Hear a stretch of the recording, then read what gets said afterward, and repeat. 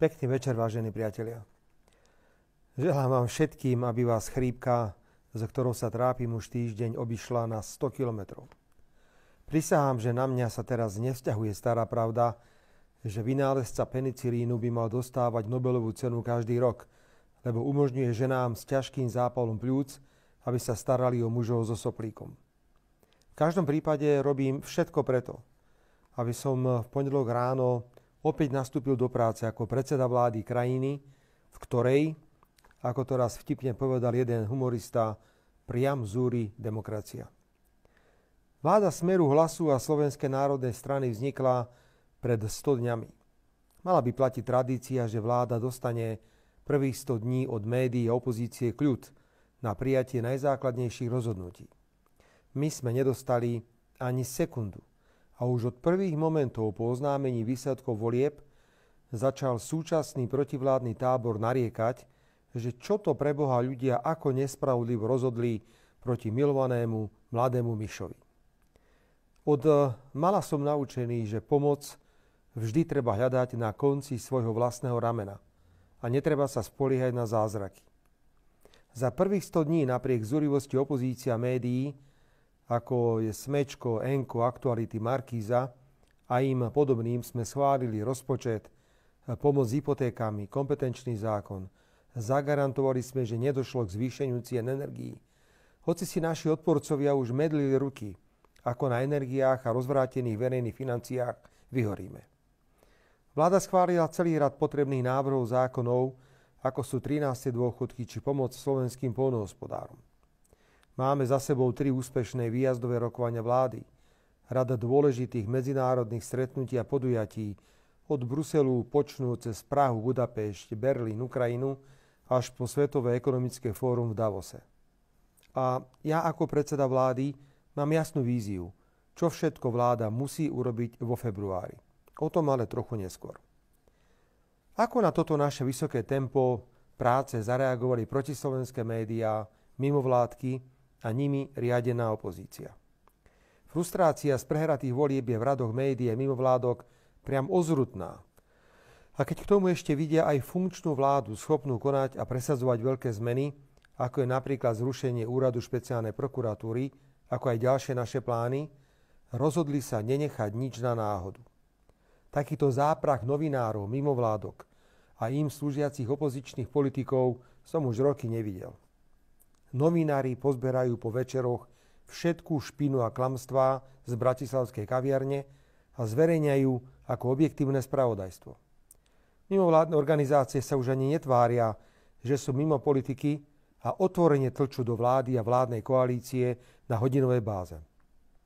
Potom treba už len pár hercov s radou skutočných hercov a opozičných politikov a cirkus Humberto je dokonalý. Burcujú opozičných voličov, organizujú opozičné protesty pod takýmito lacnými heslami. Ako napríklad, že vláda do basy. Alebo, že vláda je vrahom Kuciaka. Krivo obviňujú vládu v zahraničí a žiadajú, aby Slovensku boli pozastavené európske fondy. Čistý návrat do roku 2018.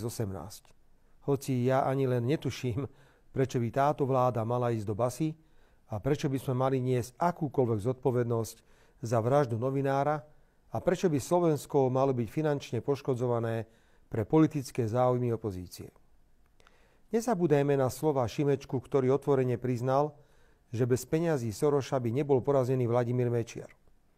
Opakovaná prítomnosť Soroša na Slovensku v priebehu niekoľkých mesiacov je len potvrdením, kde je finančné pozadie opozičných protestov a prezidentskej kandidatúry Korčoka.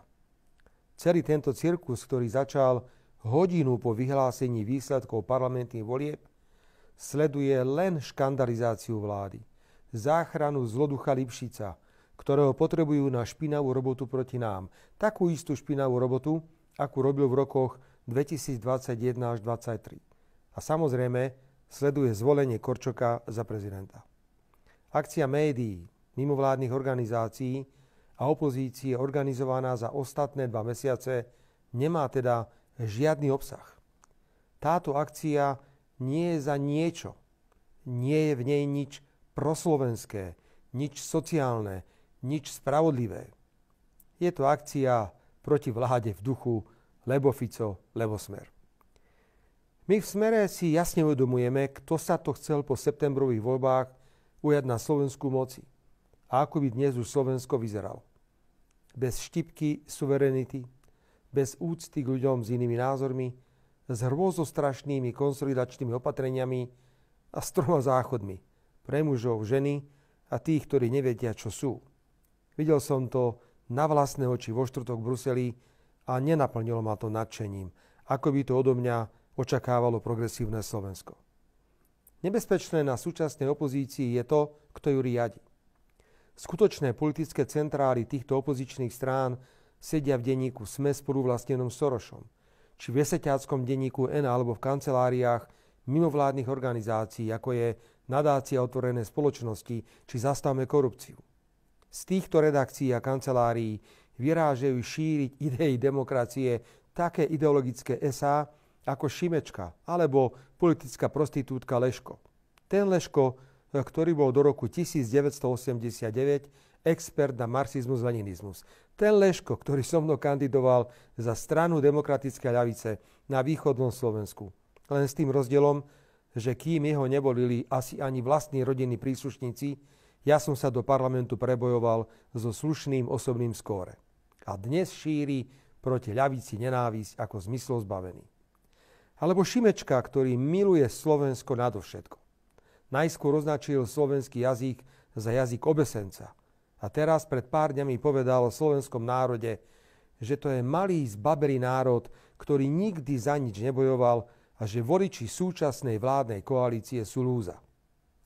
Spomínam si na môjho kolegu v Národnej rade, ľavicového intelektuála, vynikajúceho spisovateľa Laca Baleka, ktorý rád používal slovo v skutku.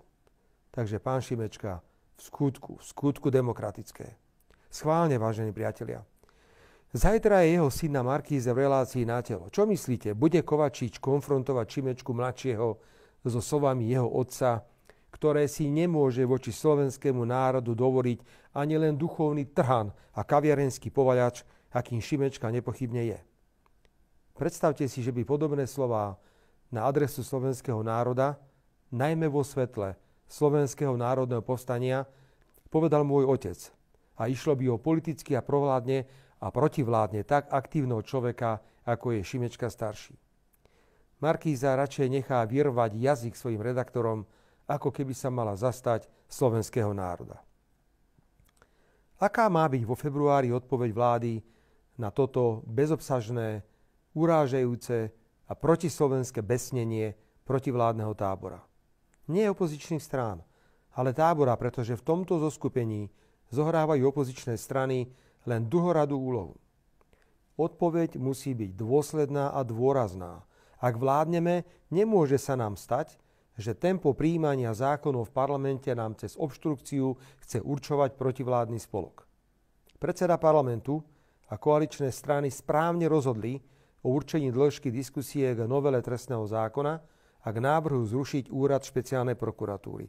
Takýto postup je zákonný a umožní, aby sme konečne začali rokovať o ďalších mimoriadne dôležitých návrhoch, ktoré už vláda predložila do Národnej rady.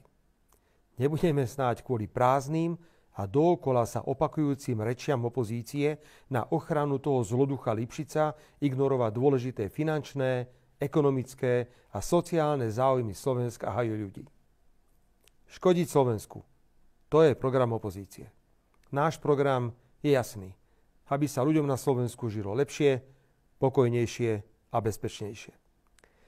Ako predseda vlády a najsilnejšej vládnej strany považujem za reálne, že v stredu alebo vo štvrtok budúci týždeň schválime v Národnej rade novelu trestného zákona a zrušíme úrad špeciálnej prokuratúry.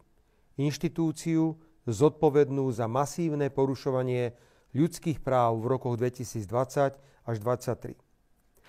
Potrebujeme hneď potom rokovať o predloženom návrhu na oslobodenie poľnohospodárov od odvodov, aby sme tlmili inflačné tlaky pri cenách potravín.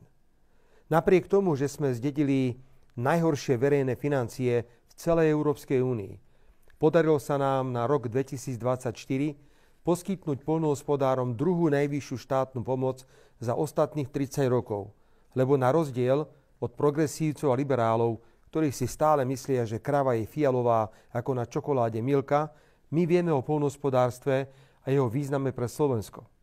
Vo februári bude pokračovať aj razantná kontrola cien a marží potravín.